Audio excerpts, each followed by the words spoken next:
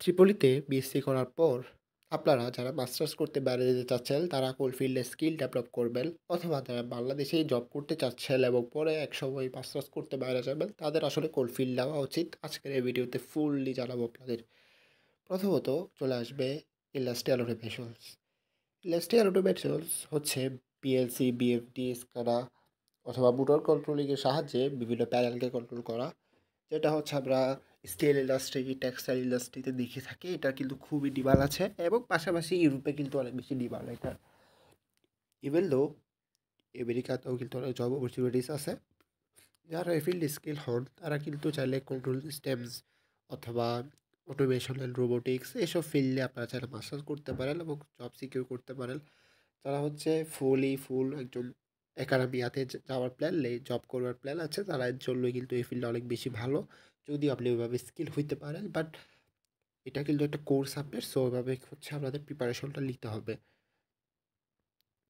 অটোমেশনস এর আরও একটা ইফেক্টিভনেস হচ্ছে, সেটা হচ্ছে অটোমেশনসে কিন্তু হারানো শক্ত কম। তার কারণ হচ্ছে আপনি যদি এই স্কিলটা শিখেন, এটা যে এআই দিয়ে রিপ্লেস হবে এমন কিন্তু কোনো কারণ নেই। তার কারণ হচ্ছে মেশিনস হয়তো বা এআই অপারেট করতে পারে, বাট যে ফাংশনসগুলো আছে সেগুলো অবশ্যই একজন ইঞ্জিনিয়ার অবশ্যই প্রয়োজন হবে, at least for next 50 or 60 years I believe. So এই জিনিসটা হচ্ছে আপনার প্রথমে রাখলাম আমি। আপনারা চাইলে এই স্কিলটা একটু ফোকাস করতে পারেন। সেকেন্ডলি, অনেকে হয়তো বা জানেন জিনিসটা, সেটা হচ্ছে মেশিন লার্নিং।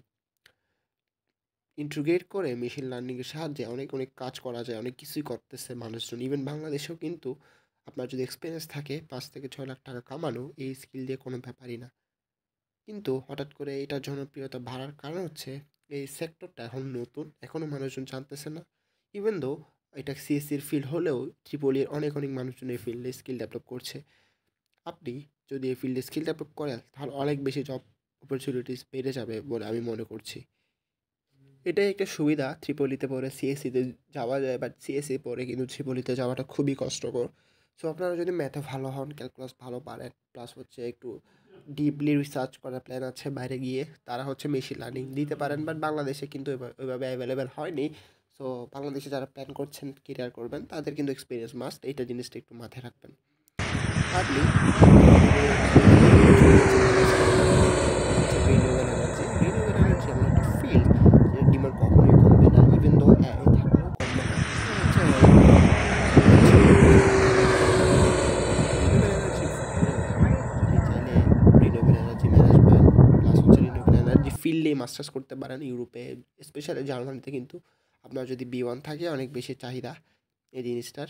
সো আপনারা হচ্ছে জিনিসটা মাথায় রাখবেন যে renewable energy will be the suitable if you wins to be a stable positions, যে জব রিপ্লেসমেন্টের ভয় না থাকে। আপনার যদি স্কিল থাকে রিনিউয়েবল এনার্জির দিকেও ফোকাস করতে পারেন। প্লাস হচ্ছে এটাতে কিন্তু রিসার্চ অপরচুনিটিস অনেক বেশি বেড়ে গেছে নাও ডেইসে, কারণ মানুষজন অনেকেই মেশিন লার্নিং অন্যান্য পাওয়ার সেক্টরে যাচ্ছে। সো রিনিউয়েবলের দিকে খুব একটা নাই।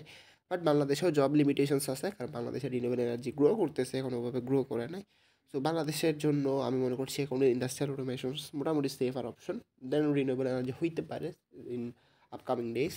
আর মেশিন লার্নিংয়ে তো আমি বললামই, আপনার হয়তো বা একটু জব এক্সপিরিয়েন্স দরকার হবে, 2 থেকে 3-4 বছর এক্সপিরিয়েন্স না হলে বাংলাদেশে সাধারণত হায়ার করতে চায় না। সো ফোর্থলি, যে জিনিসটা অনেকে জানেন অনেকে জানেন না, সেটা হচ্ছে ভিএলএসআই। ভিএলএসআই হচ্ছে very large scale integrated systems.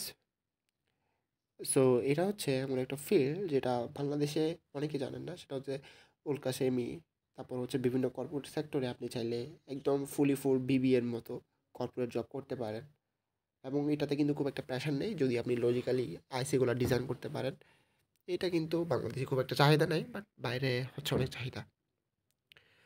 Number 5-এ যে জিনিসটা চলে আসবে সেটা হচ্ছে embedded system and IoT. Internet of things জিনিসটা বাংলাদেশে অনেকেই করতে চান, অনেকে প্রজেক্টে এই জিনিসগুলো দেখান, শো করেন, কিন্তু এই ফিল্ডটা কিন্তু ওভাবে আসলে বাংলাদেশে গ্রো করেনি। তবে যদি আপনারা বাইরে যেতে চান এই ফিল্ডে অনেক সুযোগ আছে। এখনও আমি মনে করছি এমবেডেড সিস্টেম অ্যান্ড আইওটি, আপনি যদি কর্পোরেট বেসড কেরিয়ার চান, রিসার্চ করতে চান, এমবেডেড সিস্টেমস অনেক ভালো একটা সুযোগ। বাট বাংলাদেশে চাইলেও জব করতে পারেন, বাট স্যালারি যেরকম হওয়া দরকার সেরকম আমি মনে করছি না যে বাংলাদেশ দিতে পারবে আপনাদের। এছাড়াও এমবেডেড সিস্টেমস এর কিন্তু মাস্টার্স করার অনেক বেশি সুযোগ আছে। মাস্টার্সে আপনি মানে সিস্টেমস অ্যান্ড ডিজাইন প্লাস হচ্ছে অটোমেশন সিস্টেমসও করতে পারেন। সো আপনাদের ইচ্ছা হলো যে আপনারা ডিসাইড করবেন। তো এই ছিল মোটামুটি ৪-৫টা স্কিল যেগুলা বর্তমানে বাংলাদেশ এবং বাংলাদেশের বাইরে চলতেছে। সো এই জিনিসগুলো মোটামুটি থাকলে বাংলাদেশেও আপনি সেফ থাকতে পারেন। বাট ইন্ডাস্ট্রিয়াল অটোমেশন ছাড়া বাংলাদেশে আরগুলার কেরিয়ার খুব একটা স্টেবল না। ইভেন এই জন্য কিন্তু মানুষজন ত্রিপুরিতে পড়ে অনেকে আপনারা হয়তোবা দেখছেন বাইরে চলে যেতে। ম্যাক্সিমাম এটা কারেন্টলি এটা। কারণ হচ্ছে পাওয়ার সেক্টরে পিজিসিবি টেস্টগুলোতে জব পাওয়াটা খুবই টাফ। তেল হচ্ছে প্রাইভেট জবে তো আপনারা স্যালারি রেলসা সম্পর্কে খুবই ভালো জানেন।